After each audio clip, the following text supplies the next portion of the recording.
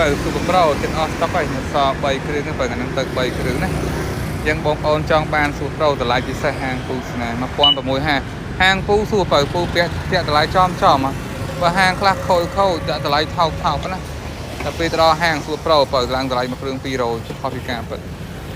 យើងសម្រាប់ពូអត់ទេបើពូដាក់ចំ1650តម្លៃប៉ុណ្ណឹងណាទឹកបីអស់ stock ហើយពូនៅសល់3បើលក់ទៅហើយណាអស់ stock ចាំគិតទៀតបើ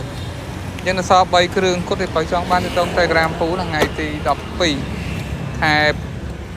ខែ5ប៉ុណ្ណា Super Pro ទៅមួយគ្រឿងទៀតប៉ុណ្ណាបើចង់ទិញដាច់ចង់វាយដោចង់ដោសេរីហាងពូស្នេហ៍ពូលក់ប៉ុណ្ណឹងមែន1650ពូថែមមុខមួយភេសជ្ជៈមកកាសតែញ៉ាំបានពេញពូ free ប្រាក់លេងពេញហើយណាតែញ៉ាំបានខេតជួយចេញលុយគ្នាតែតងលេខពូបានណាបើ017